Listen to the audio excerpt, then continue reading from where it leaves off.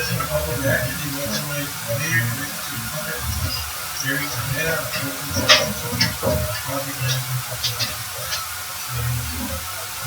flag of the United States of America, to the republic for which it stands, one nation, under God, indivisible, with liberty and justice for all.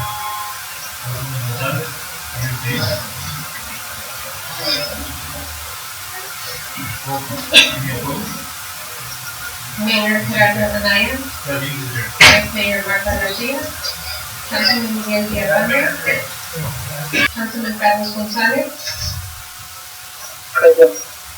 Councilman Luis Galindo, Councilman Jesus Roldan, Councilman Juan Castillo, Mayor you have quorum.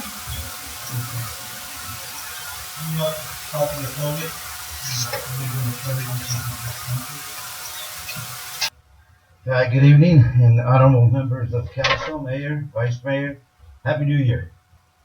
And I'm here to bring something good. Usually we come to council asking for favors or something that needs to be done, but I'm glad to be the first one to give back to the city of Somerton.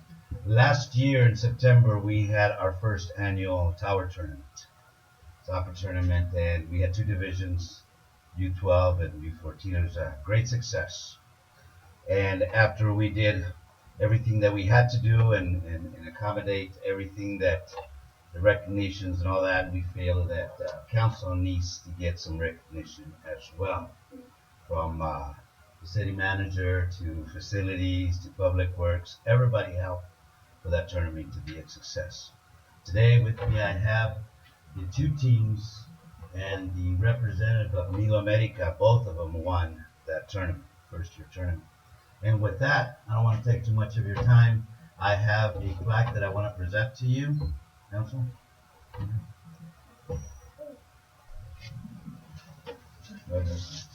Mayor, if you mind, or Council.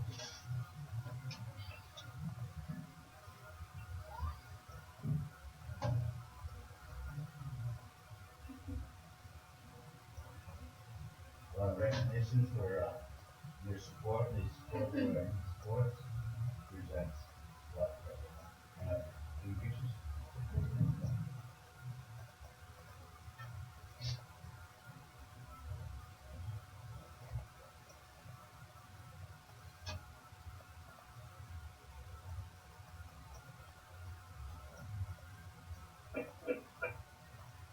If you don't mind too much, if I could have Nido Medica, that one that won, if you want to stand right here so you can take a picture with council, your support.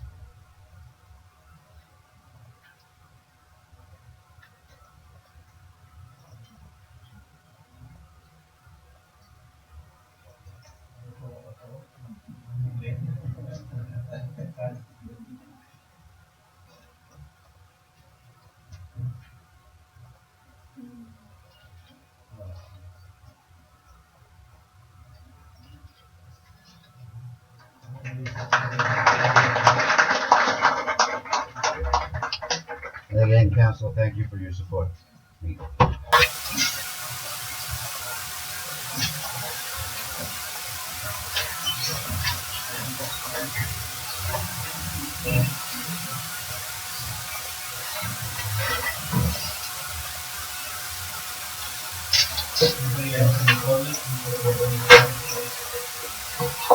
Just quickly, I'm going to introduce our new employees to the city of Somerset. We'll just do a quick introduction. So Mayor Anaya Vice Mayor Garcia, and council members. The first person that I'm going to present to you is from the Parks and Recreation Department, and it is Martin Franco. Would you please stand? Martin is our new recreation coordinator. The next person that I would like to present to you is in the Parks and Rec Department again, Oscar Lara Padilla. And Oscar is a recreation specialist. In the information technology, we have Luis Barrera. Please stand. He's IT help desk. And then we have Jesus Mesa Jr. for IT help desk as well. In the police department, we have Ricardo Covarrubias, which I don't think he's here tonight, but he's a 911 emergency dispatcher. And then for human resources, we have Jennifer Batierra. And Jennifer will be our administrative assistant. So thank you. Welcome to the team.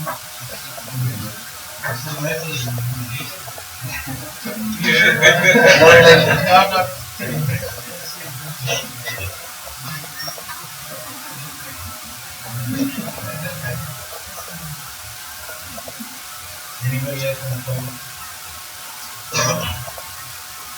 Moving on to consent agenda. Item number 1, minutes to regular council meeting of December 3rd. Item number 2, minutes to regular council meeting of December 7th. Motion. Second by Vice Mayor Garcia, second by Councilman Gonzalez. Those in favor? Aye. Any opposed? Public hearing. Motion to move to the public hearing.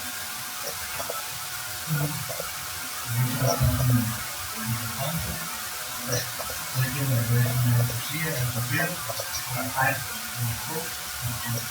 Rezoning case PLN 190014, request to approve the rezoning of parcel number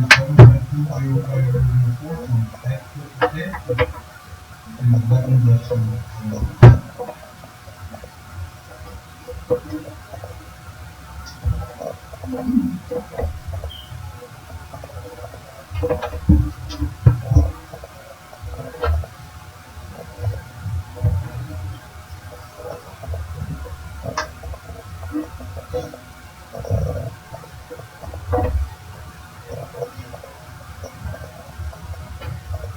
Good evening, Mr. Mayor, Vice Mayor, and members of council. The item before you is rezoning request PLN 19-00014, a request to approve the rezoning of APN 75205-004 from agriculture 10 acres to light industrial.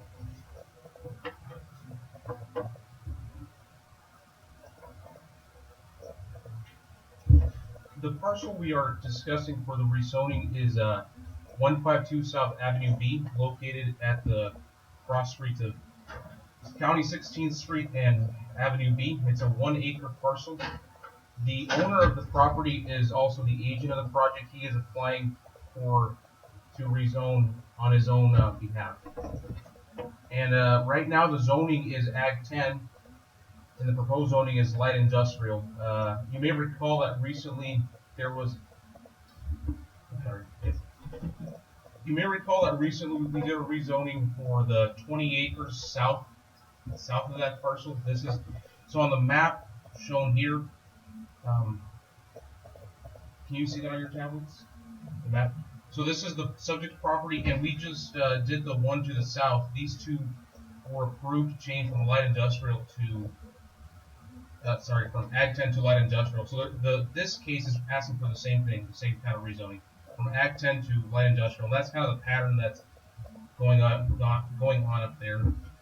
The intended use for this rezoning is to allow a truck storage facility.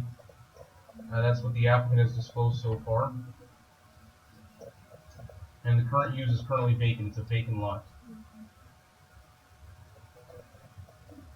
So this is an aerial image of the site. It's just a 1 acre parcel. This is the funeral home right here. So it's just to the south, about I'd say about a quarter mile to the south. And this is the purpose of the rezoning is of course to do the truck storage. This is the definition from our zoning ordinance. Any lot or portion of a lot that is used for the sole purpose of outdoor storage of fully operable motor vehicles, construction equipment, construction materials, or other tangible materials. The applicant has also disclosed to me that there might be a repair operation, truck repair for the trucks that are stored on site. So changing oil or minor repairs that could be conducted on site, but it's accessory to the primary use, which would be a truck storage. And any questions so far on that? Moving on. So we did check all the general plan elements, and we found that the proposal is in compliance with all of them. The land use, military airport, growth area, transportation, parks and open space. The proposal is in compliance. And also the proposal did not require a minor general plan amendment because the general plan says that that area is agriculture / industrial. There's really not a lot that you can, there's the uses up there on that part of town are heavily restricted by the military airport by MCAS because it's in the 70 decibel noise contour zone. So this, what they're proposing here, this rezoning to light industrial, much like the one before it, it's right where it needs to be. It's in compliance.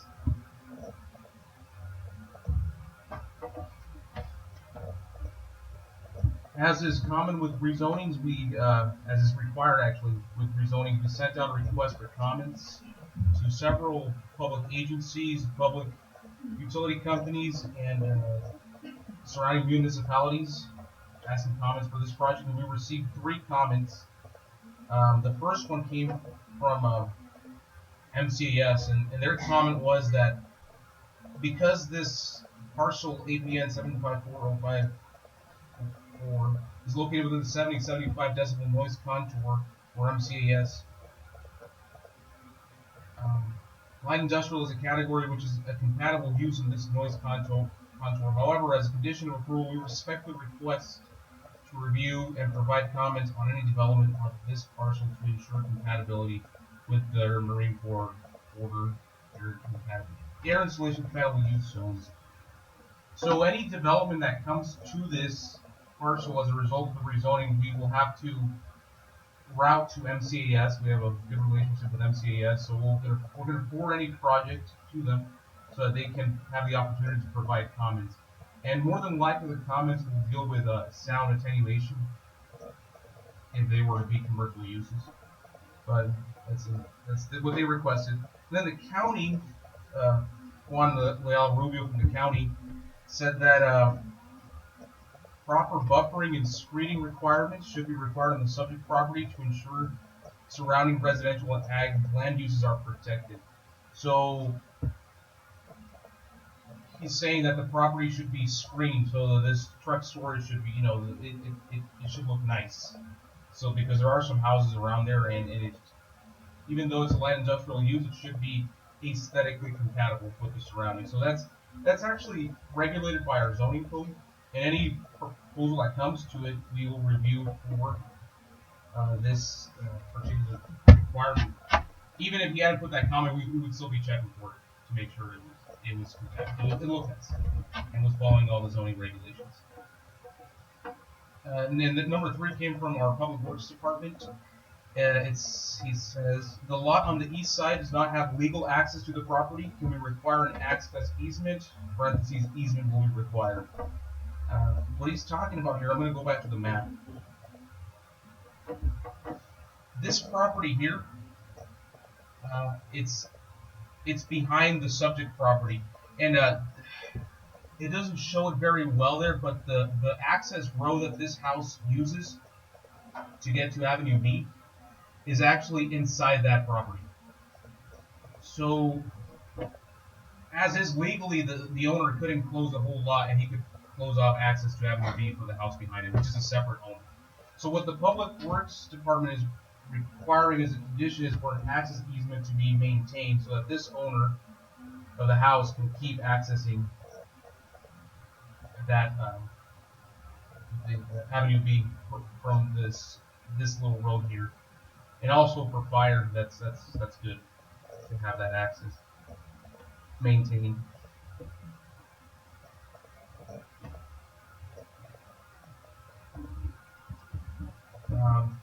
Leading up to this meeting, to this presentation. Now there was 2 meetings. One was the neighborhood meeting held by the applicant on the property, held on November 30th, and no one was in attendance at this meeting. It's very common for rezoning and any kind of meetings for no one to show up, but the process was followed. And then at the we had the planning and zoning meeting to review this item last month on the 16th, and the commission voted unanimously to recommend approval, subject to these conditions. Any questions so far?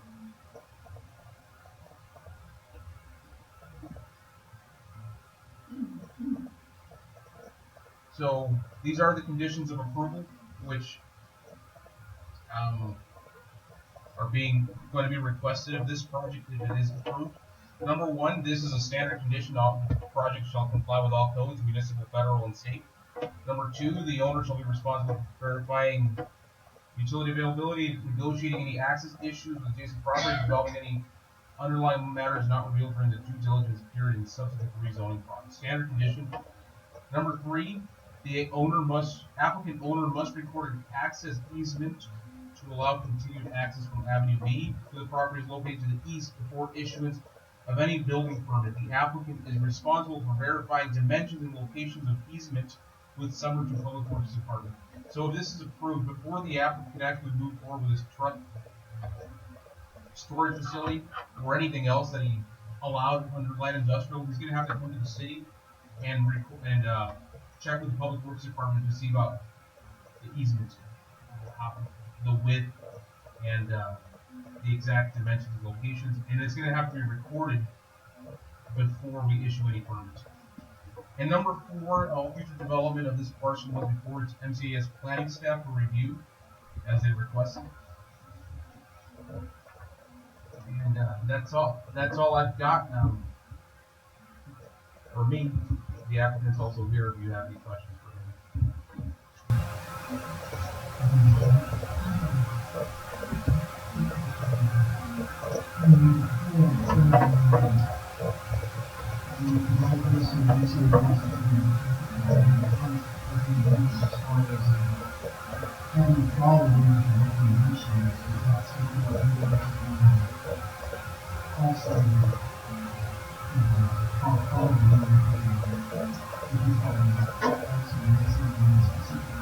Right.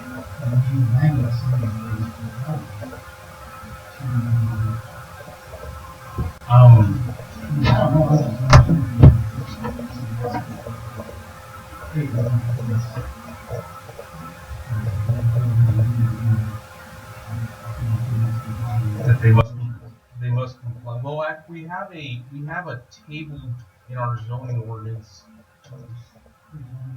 and the language is there on as to what is allowed. What MCAS is requesting is, for example, because the noise level is so high up there, sometimes they recommend that buildings be adapted to reduce the noise level inside. And I believe the language in our code says that yes. But we'll look into that. I mean, this isn't a very it's a very common comment from MCAS, especially when it's in that deep in the noise zone.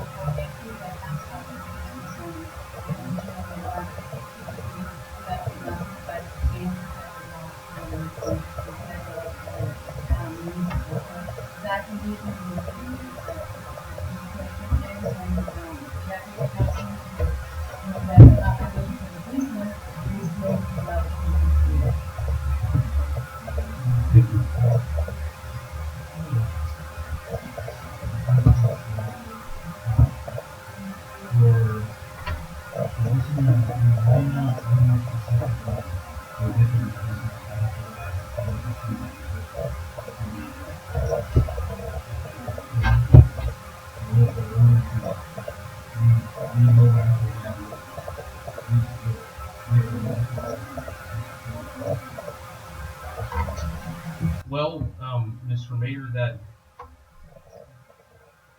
when we were doing the review, um, we weren't we weren't provided a site plan for the project, so we don't know how the project's actually going to sit on this. So perhaps if we had a more concrete idea of how this project is going to develop, then we could re- uh, review the width of the easement.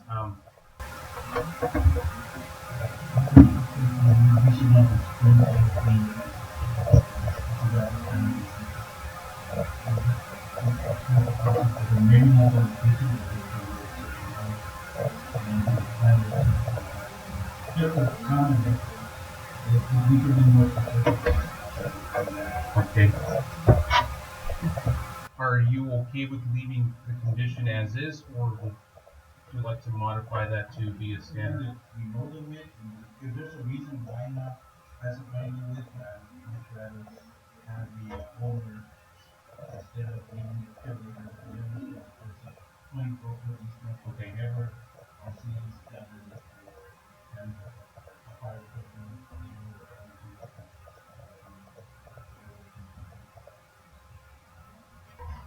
Well, Mr. Mayor, we did speak to the applicant about this easement, and we discussed this very early on because it was one of the first things that actually came up, and the applicant is aware of this, and the way the property how it is right now, it's fenced in with a chain link fence, so he's not using that part of the property that will be the easement right now. So what he said is nothing's really going to change for him because as is, there's the part of the property that will be the easement is not being used. So he's well aware and he understands and he's okay with it. Now the way it's so as is right now, before any permit is given to him, he will have to come into the city and sit down with be that or Sam and talk about the width of the easement. I don't know what the standard easement is here in Somerton, but this is going to be easily verified. For next time, yes, we'll be done. Yes.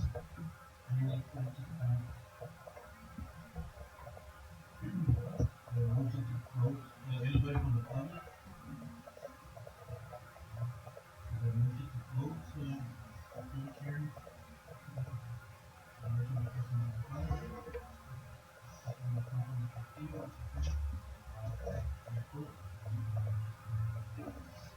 Moving on to new business. Item number 1, update by Paul Superintendent of Somerton School District.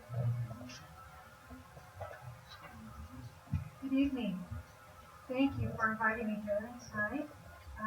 Mayor and I appreciate you allowing me to come. Vice Mayor Garcia, thank you. Council members, it's good to see you all. I'd like to just, if you don't mind, before I start talking about the new school bill, I would like to thank you for your staff and the people that we work with from the city of Somerton. It's been a wonderful partnership that we've had over the years, and I just want to thank you for the professionalism, the responsibility, the caring, the credibility, the follow through. All of those things have been really stellar, and I really do appreciate all the people that we've been working with during this time. So thank you. I would love to just answer your questions, but just to lay the groundwork for where your questions might go, we have been in Somerton School District having growth. And we have grown to the point that we qualify to have new schools through the School Facilities Board. So we are in the midst, we've been about a year in progress for laying the groundwork for building 2 schools. Each school is 281 students. One school would be here in the city of Somerton, and the other would be in the area of East San Luis. In both areas, we have land that's been donated to us. And so this year, our progress has been with School Facilities Board. We chose an architect. We have been developing plans and getting the land squared away. When land is donated, the School Facilities Board allows you to get kind of an incentive, incentivize getting donated land by saying that if you get all of these studies done before you receive the land, then we will give you a certain sum of money to help out with the construction. So right now, we've been jumping through all the hoops for environmental studies, phase 1 surveys, archaeological, all kinds of studies that are required before we actually have the land solid. So here in Somerton, we've already met with Carmen a couple times and with the staff. And the area in Somerton that we're looking at building on is between Bagaloo and Housing America off of Highway 95. There's 2 parks there, a 17-acre parcel that's right along Highway 95, 33.42 acres that extends from that 17 acres all the way to Bargain. So you have an idea where I'm talking about.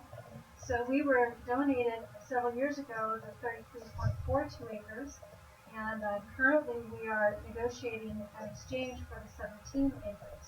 So exchanging the 33 for the 17, which will be right along Highway 95. If all of that goes through, which we are like right in the midst of all of that, if all of that goes through, then we'll build a school right there on right off of Highway 95 in that little corner down the little east corner there. And then that would be in a general area of where the new high school and park and all of that is going just across the street from that in that area. In East San Luis, we found people are surprised that Somerton School District encompasses a portion of San Luis. We don't know why. It's just the way it is. Probably Gadsden School District. Its name's Gadsden School District, Somerton School District. Probably back in the day when they drew district boundaries, Gadsden probably was the biggest town in that area. Somerton was probably the biggest town because those are 2 very old cities. And so now when they came and made the boundaries, they just kind of squashed it all the way down to the border on both sides. So Gadsden School District goes all the way to the border on that west side, and Somerton School District goes all the way to the border on the east side. So while we are kind of, it feels like we're not real connected there with that East San Luis area, but once you drive around the landmass in the middle, we're straight across from it. So our district just goes straight down to the border and encompasses that commercial port of entry area. So that includes the housing down there, Buena Star Estates. That housing complex is actually in Somerton School District in the city of San Luis. And so those taxpayers in that area, those children are our Somerton School District children. And we would like to serve them by building a school out in that area. So one school would go off of 24th Street and Dina Half. We have 10 acres donated to us there. So we are in the process of hopefully getting that cleared, and that will be where we build a second school. In addition, we're getting the drawings done. We're hoping to have some cost savings by doing a tandem build. So we're making sure that the designs and the drawings that we make are the same for both schools, so that we can maybe get some economy of scale there, going from one to the other site. We expect that in that area there are 380 students that we have identified. About 80 are already attending in our school district at Orangeburg School and bus there. So there's about 300 that are attending in Gadsden School District by transporting over to the Gadsden schools, which are not very far away in San Luis. So we don't know. People say, well, I have to go to the new school. No, it's just like it is everywhere where you have open enrollment and children can still continue to go to Gadsden School District if they would like. But as that new housing develops and those areas are being developed, there would be school in that area to service them. I'm trying to think of what kind of questions you would have. Right now, we are in process with the land. So we're hoping that we can finish up this land process and get our drawings to the state school facilities board by February. February is our goal. We can get approval and the correct funding available for the schools. Then we expect to move forward with construction bids in the summer. We expect to begin construction in the next school year. So I think in terms of school years, I have to kind of convert back to regular years. In well, we're thinking probably late in the fall, maybe November, December of 2020, we'll begin construction. And we're hoping to be done with construction in that school year so that we can open up the schools. Our hope is for August of 21. So, of course, all along the way, you know how it is, we push and pull and try to work the system, and some systems are easier to work than others, and so it's kind of tricky. We have to get through all the little hoops that need to be jumped and compliance with everything. So that's our hope, that we'll be ready to go into those schools in the fall of 2022. Well, are there any questions? I would be happy to answer questions if you have any.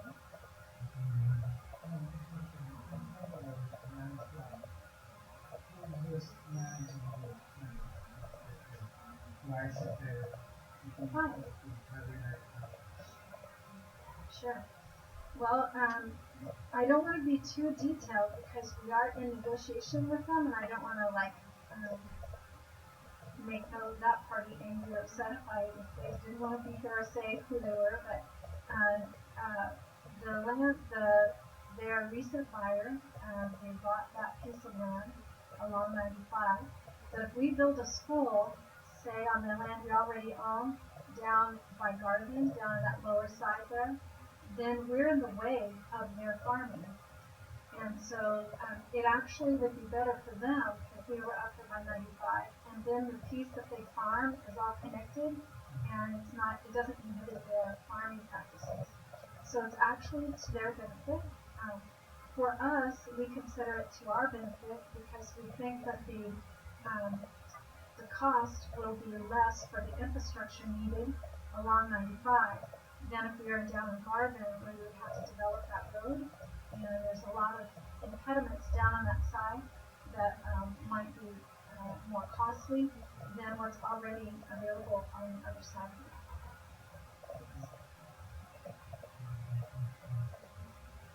I don't know if you have an interest in it, though. I was interested to find out that whenever a school district, because it's public-owned land, the voters own that land, we have to make an exact exchange for value.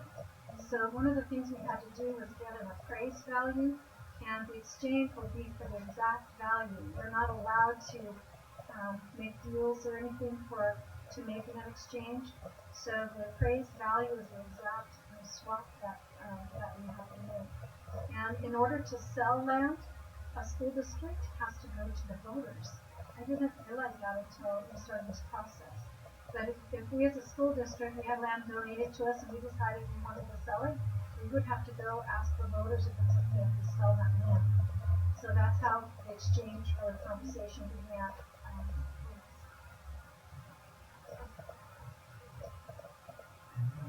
The district has its own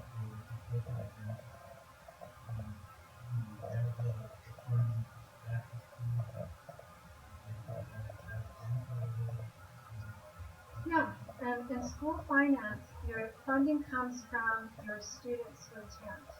So we have a certain number of teachers. We have one teacher for 25 kids, and that's how we staff all of our schools. So when we open up that space, we can move one teacher for 25 kids to that space from existing space. So that's how that works. In some other school environments, like high school environments or college environments, they can fill classrooms to overfull, and then they don't have to have as much M&O capacity to fund the salaries. But in an elementary school, we don't staff at 31 to 1 or something like that. We would staff at 25 to 1. So we should be able to take those teachers and those kids that are associated with them to that school and open it up.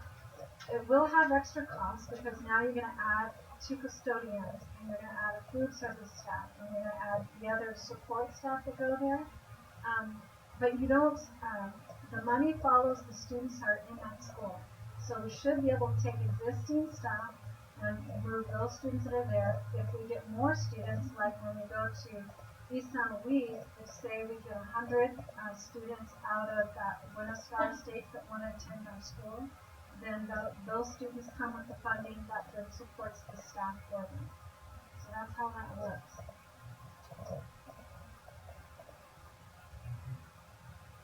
Thank you very much. I'm very happy to answer questions anytime you would like for me to come. Just, let me know. I'd be happy to come. I don't want to waste your time, but it's always nice to hear from a horse's mouth. So feel free to give me a call or let me know if you'd like for me to come and let you know. Well, thank you so much.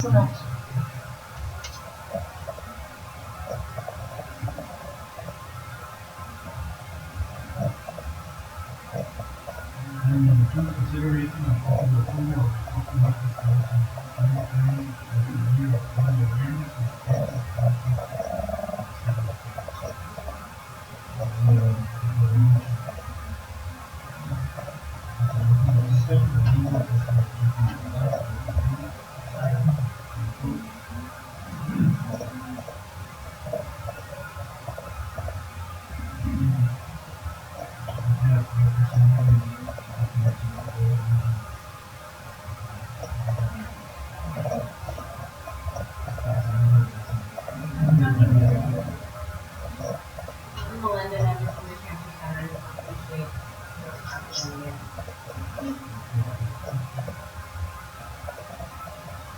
whereas no cancer is second is formally diagnosed from cancer in the domain of women and United States is the leading cause of cancer therapy.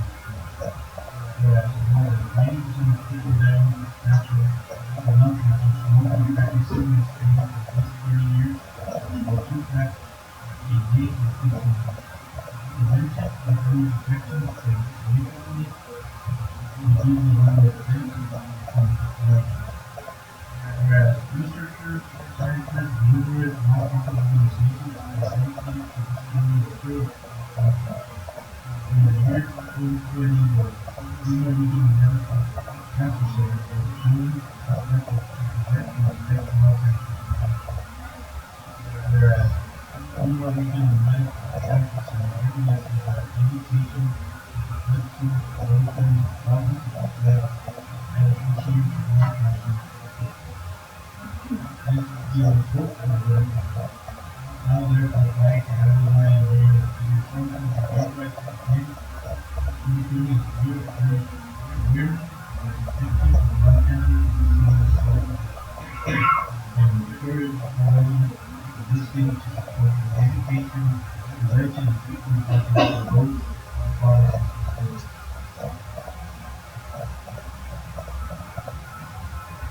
You're going to get a plan. I heard something today. Lung cancer is being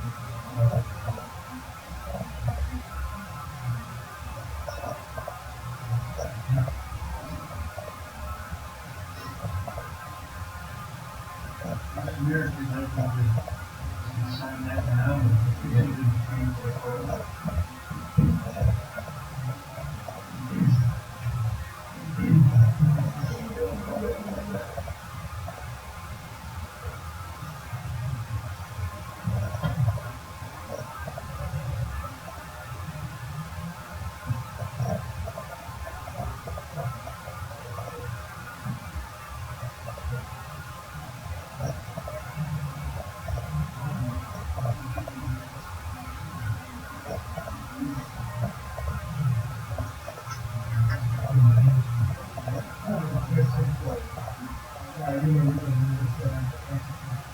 I don't right now if you have test that there is a break are we doing anything from this year to the end? I know we have a something to There's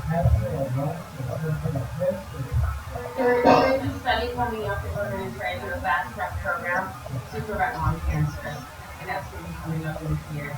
We have a fast track, somebody comes in, any kind of chest, and we just kind of fast track through the whole process of getting treated. We're working at around that right now.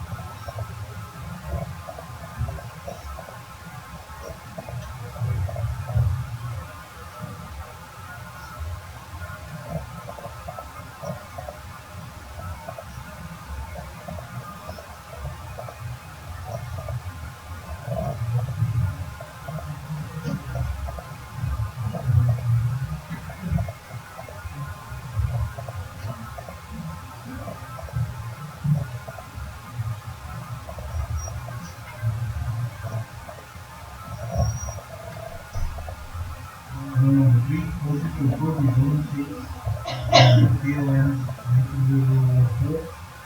First, review of potential city of zoning of 572 road plan 104 from Ag 10 to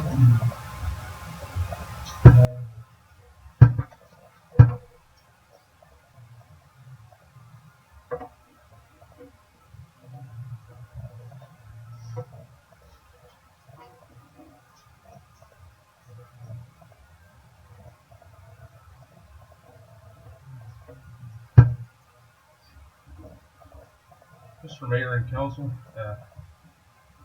this staff does have a recommended motion relating to item PLN 19-0014, the rezoning of 152 South Avenue B from Ag 10 to Light Industrial.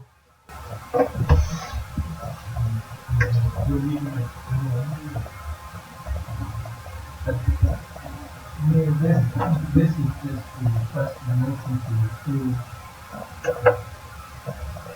the zoning request that we just read. Once we approve that, we'll officially rezone all that area to an ordinance.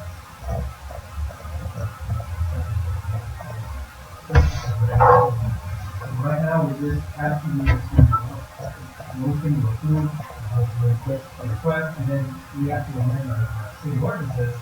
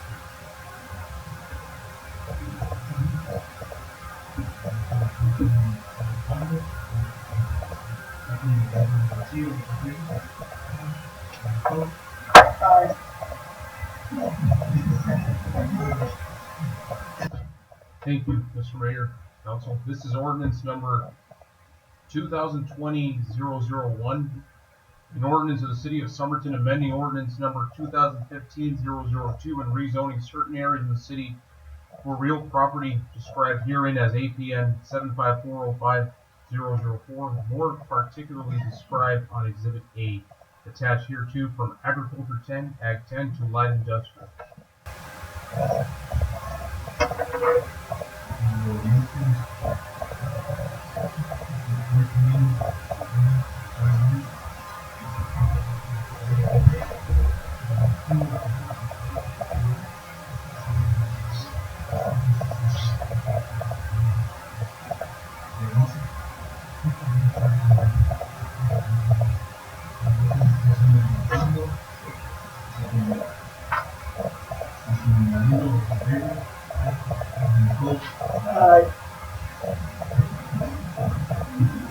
Thank you very much. This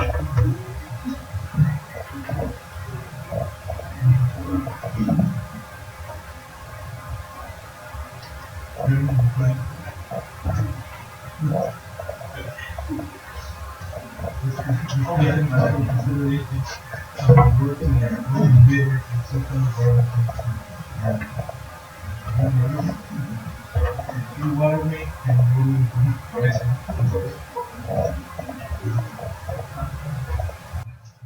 Green Mayor, Vice Mayor and City Council. The item before you is the possible project award to the lowest responsible bidder for the Circular Garden Phases 2 and 3 water main and roadway improvement project. Uh, the project was advertised in the Yuma Daily Sun. The design work and specs were prepared by NEI. The project involves the replacement of the old asbestos water main and services with a new 6-inch PVC pipe. Also, the existing damaged asphalt and sidewalk ramps will be replaced in order to meet ADA standards. The existing AVC material and AC units will be reused as a base. Currently, the lowest bidder was CEMEX with a base bid amount of $868,715.65. This includes $78,974 on contingency. Our construction cost estimate was $625,000. We expected to receive $395,000 on CDBG funds grant, but later we received good news that we're going to receive more money on these funds, approximately $459,763. So this was very good news for us, more money for this project. We allocated $230,000 more for this project in our city funds for water and food. And with this, if we don't have to use this contingency money of $7,974, the difference will be only $99,000. This difference will need to be paid by water and food funds. And with these numbers, the percentage above or estimate, considering the additional CDBG funds, is only 12%. The financial impact of course will be the water fund, the food fund, and of course we're going to receive money from the CDBG as a grant money. Our recommendation for City Council is to award the bid to CEMEX Construction Materials in the base bid amount of $868,715.65, and authorize the mayor to execute and the city manager to attest to a contract to that effect. Do you have any comments or questions, or we don't have any answers?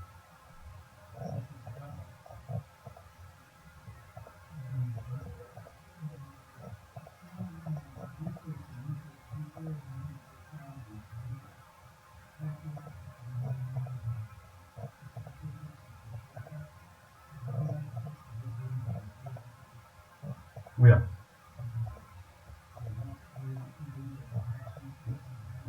We hire our consultant, which in this case is going to be GTS. Correct. On all of our projects, we hire the material testing.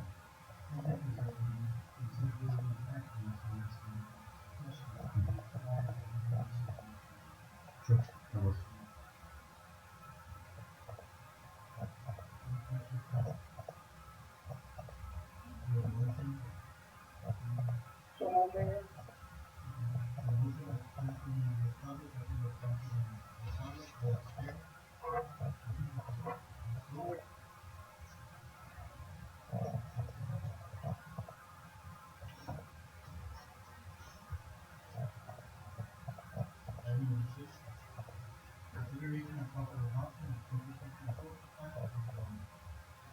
Agreed, Mayor and City Council. The item for you is the possible adoption of the Infrastructure Improvement Plan (IIP) and development fees. As you may know, we hire Official Advice to complete the water and parks infrastructure improvement plan and development fees. Currently, our consultant completed a final report and is attached for your adoption. At this point, if you have any more questions about these fees, as we presented a couple times, I want to request to approve this adoption for the water and the parks improvement plan and development.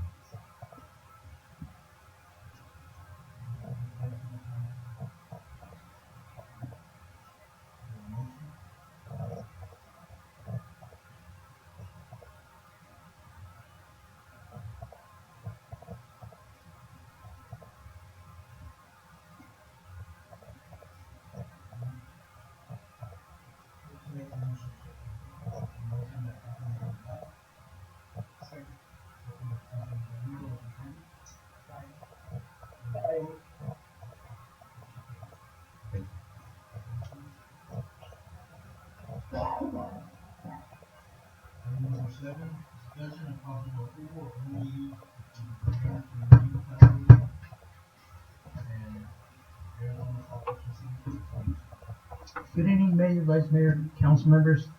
Here to follow up on this item regarding the MOU with Somerton Soccer League for 2020. We have reviewed the policies, everything that's going to be involved, like the roles and responsibilities. The City of Somerton and the Parks and Rec Department will be responsible for assisting with the setup, striping, providing equipment, and of course, being part of the committee. One of our recreation staff members will be part of the committee, be involved in the decision making, everything that has to do with the league.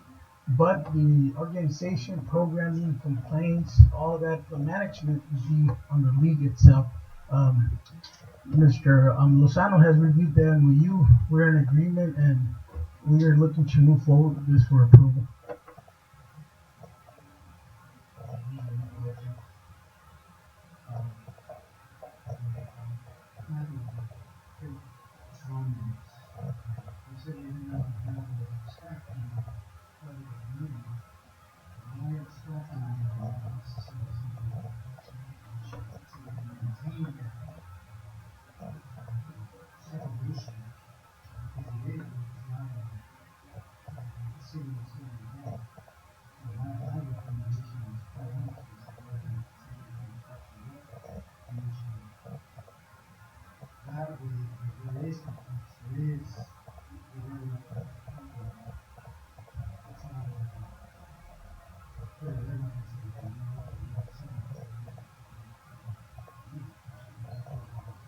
Yes. Yeah, that's actually going to be our first option. If nobody volunteers for it, then it has to be one person from the Parks and Rec Department or the commission. But that's going to be our first option. A commission member will be in it.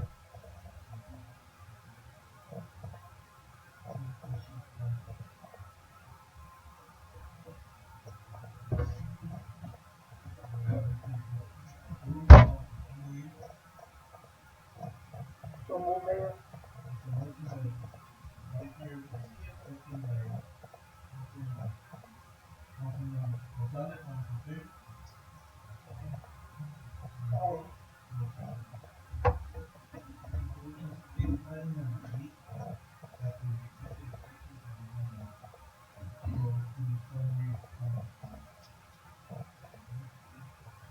Thank you, Mr. Mayor.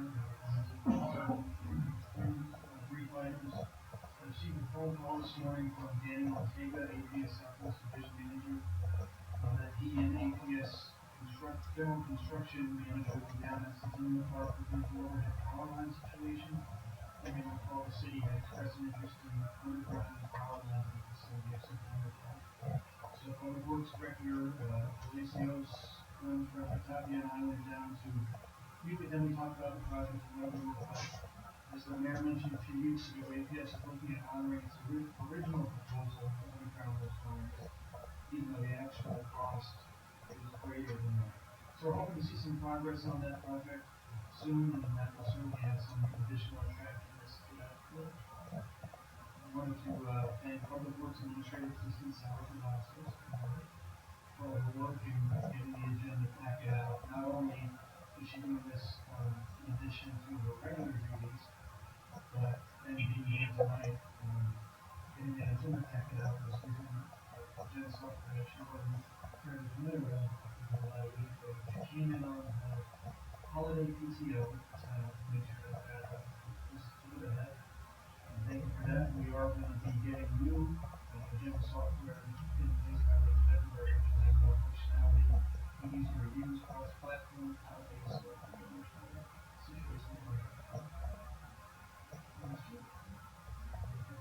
Related to that, we had 155 applicants for the position of deputy city clerk, and we'll schedule preliminary phone interviews with 15 applicants tomorrow and Thursday in advance of final interviews next week. So it's very nice to have strong feedback from this first issue. We're looking at an upcoming council department director retreat to kick off the budget process. In this case, we're having a budget process kicked off in terms of staff, but we're looking at how they are doing updates in this. It's Friday, February 21st, and Saturday, February 22nd as possible dates for a youth retreat 2017 budget-based discussion. So Friday, 21st in the evening, and then Saturday during the day. I will follow up an email tomorrow so they can look at this. Finance Director Gallegos is absence manager with funeral. Community Development Director Juarez was not feeling so she not home. So it's amazing when we all. Sure. So as Mesa Parks and Rec Director, I have quite a few updates. I'm trying to make it quick. I just want to thank HR department for expediting the process for our new special events coordinator, which interview started today. We had over 80 plus applicants, and it was hard to nail down the list to 12, and we had 5 great candidates today interviewed. We're going to interview the rest this week. So we're set to finish with the interviews on Friday, and hopefully have somebody on board by the week of the 27th. Registrations are now open for soccer, youth soccer, and men's softball. They're set to end January 20th. We added a $15 late fee after that for an additional week. It's been out for almost 2 weeks, so it's going to be more than a month. Promotion already started with posters, recording banners, social media, and it's on there. The coaches, informing coaches directly. Just so you know, we started Pet Palooza program is underway. It's set to be February 1st at Council Park. It should be another great event. We have confirmed a great special guest. His name is Pochito. He's a social media celebrity. He has over 700,000 followers on Facebook, and he was actually the winner of the world's most amazing dog competition, which Facebook does, and it's a nice prize with it. So he's the winner from the 2019. He's set to be here working on the liquor permit license for it, and we're gonna have some entertainment with it. So the Grupo Versátil, so they can play a little bit of it. And the Greater Days celebration is underway. The programming has been taken care of. I've been looking at that for the past 3 months. We've been finalizing the contracts for the entertainment. That should be out by this week. Working on the RFPs for the stage sound and audio, and the alcohol permit has to be there 10 days before. So that's going to be well in advance. And the theme is scheduled to be agriculture and Cesar Chavez legacy. So we're going to support the Cesar Chavez legacy celebration, which is here in Yuma County the month of March. So that's the idea of supporting, having a brief ceremony, having the local committee be there like last year. And that's something that's going to be motivational, and it's going to kick off Cesar Chavez month. So it's something very popular and obviously very important here in this region and this city. So and we're working on a project with parks for Sanguinetti Park. So we're trying to enable the tables for chess, have that capability, have the sign there for chess and checkers. So that should be done pretty shortly. So that's some of the latest updates. Yes, thank you for the reminder. Our plan is to start the parade at Joe Munoz at noon, the February 28th, that same day. Go through the symbolic route, the most popular avenue of Somerton, go through the tower, end it at Council Park, and right after the parade start the event, we have activities, have presentations, and of course the main acts at night. We plan on extending the program, so of course agriculture workers can be here because they're out at 4 or 5, and then at midnight the main band scheduled to start at 10:45, and Los Huecas are already confirmed from 9 to 10:20 for an hour and 20 minutes.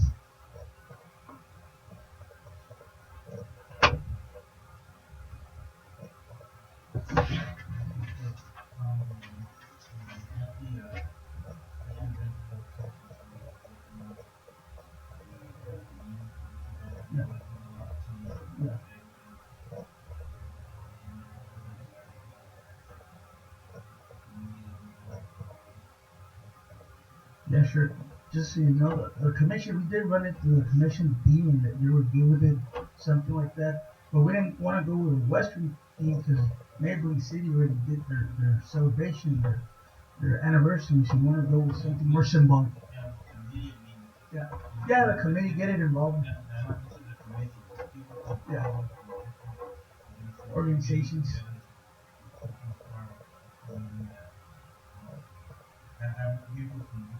Yeah, right now it was tough because of the transitioning. We had to get it going and confirmed, so it's well organized and it's a success.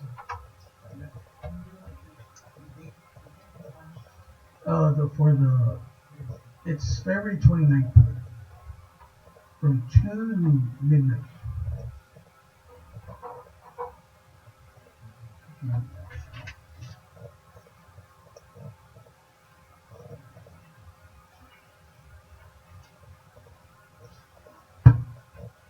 Usually makes a lot of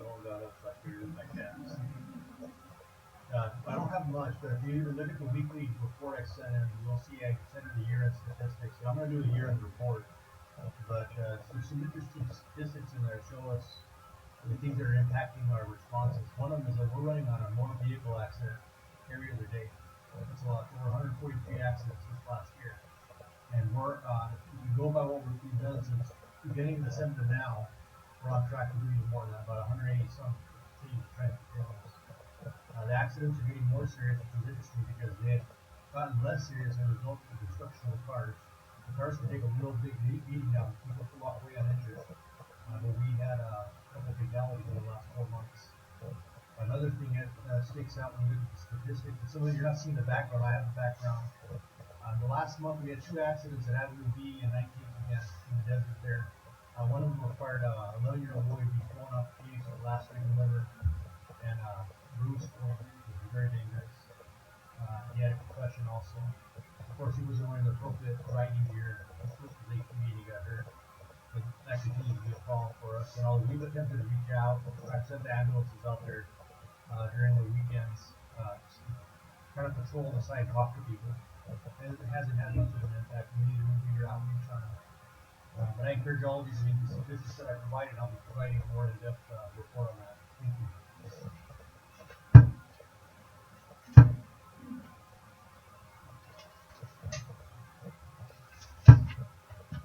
Good afternoon, Mayor and council members. I have a short report.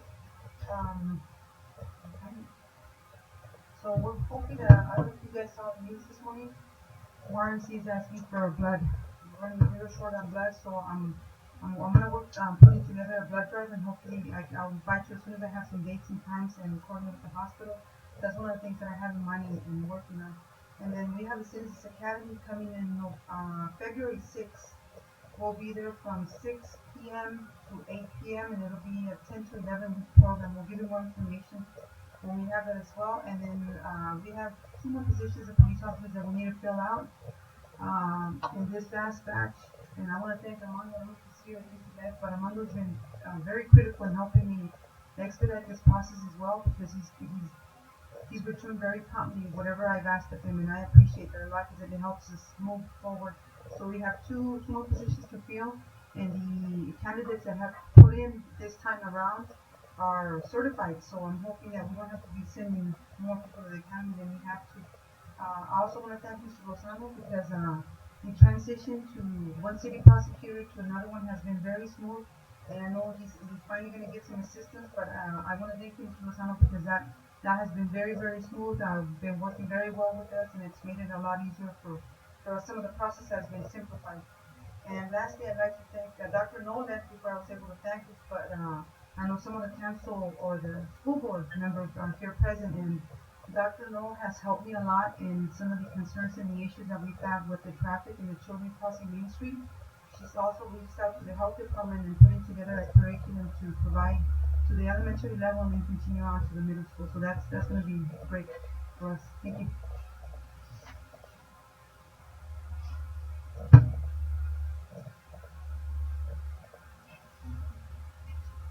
Mayor and council members, it's an update of the Osirho site.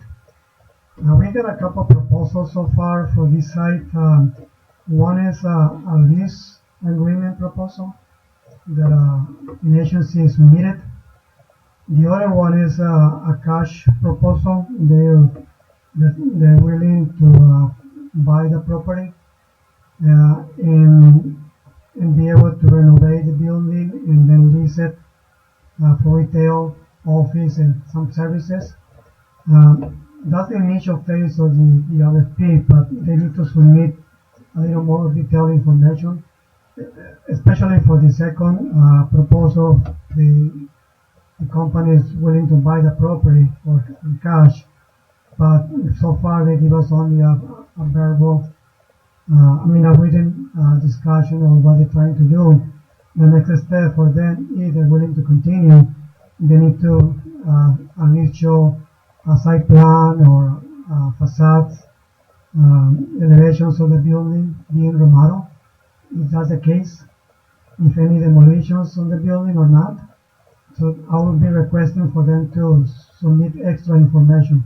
But the second company there, they would like to buy the site for $215,000 and some other requirement that they're proposing. But so far, they need to provide a little more information.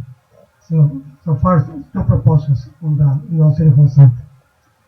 In regards to the City website property, I have a new layout idea that I will show you in the next session. But right now I'm working with different companies to secure commitments for the site. Right, so far it's three interests.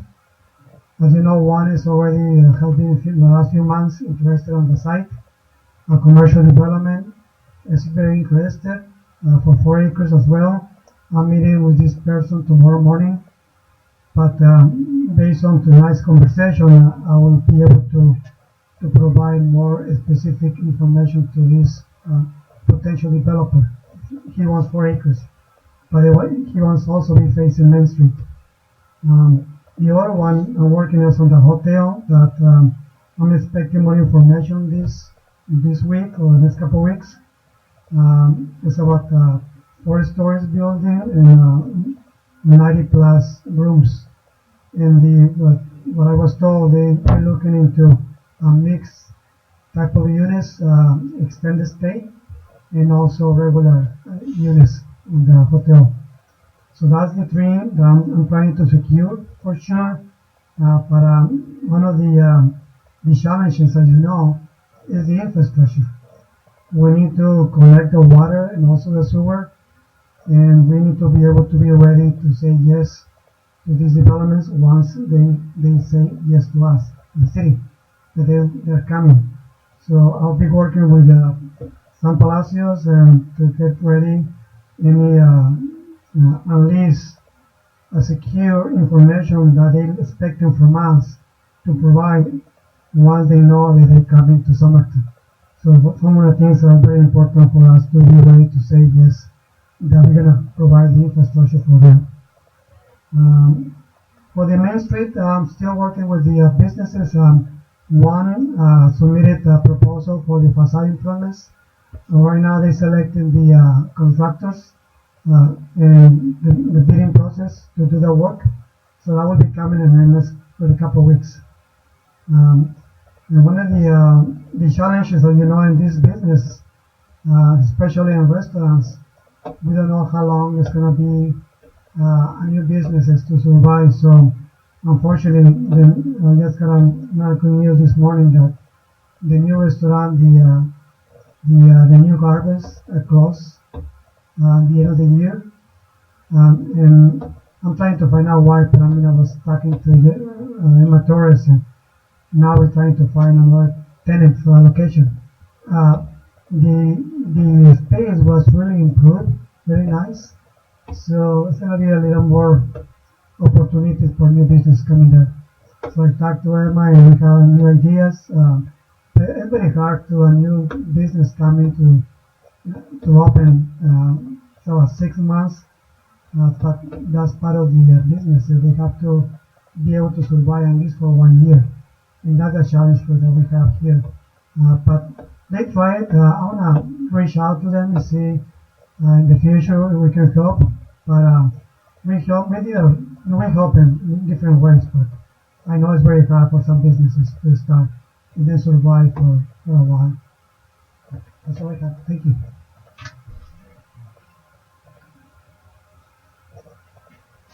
We're in Mayor and City Council. We have three ongoing construction projects. The Amanecer Townhomes on Crane Street and Orchid Court. On this project, the sewer and the water infrastructure has been completed. BSO Phase 3, the developer already started cutting and removing dirt from the site. And the water main extension project in La Mesa. This project is almost done. Contractor completed the installation of the main line along County 16. And the only pending items for this project is the testing, basically the pressure and the current test. Also, our street crew continue working on the Fund 15 project. Today, hopefully, Central Link will remove the pole and the pole guard on Somerton Avenue, the corner of Somerton Avenue and Fund 15. And with this, we're going to be able to complete the concrete for this work and moving forward with the landscaping. And also, our street crew is going to begin next week on the cluster program for this season. Thank you.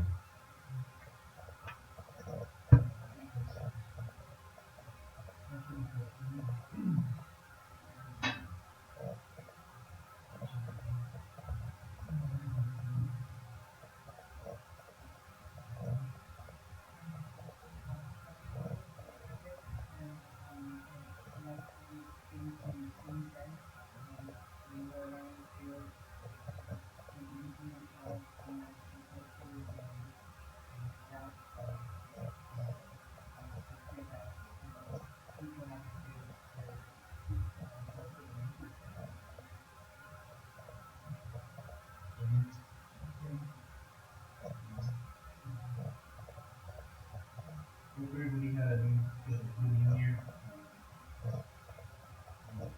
I feel that there's been some tough decisions, personnel, and also for the city council.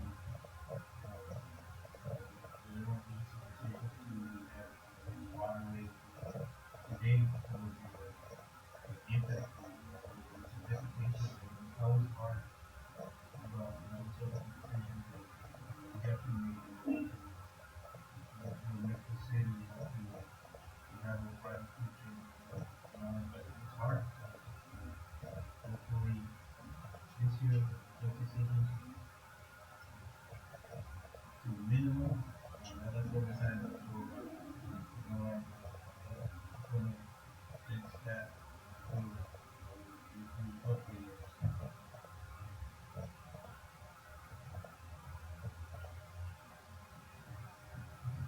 And also, we haven't had a meeting for the Chronicles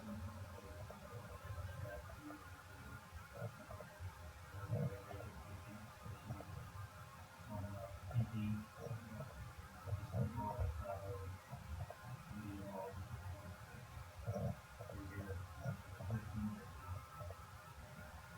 security is understanding people's health.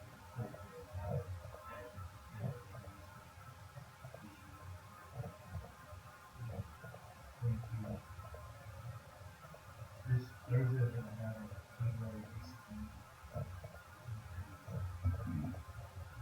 Councilman Gonzalez, do you have anything? Yes, wish everyone a happy new year. Is there a motion to adjourn to executive session? Motion by Vice Mayor Garcia, second by President Gonzalez, in favor? Aye. Opposed? Motion carried. We're gonna have 5 minutes.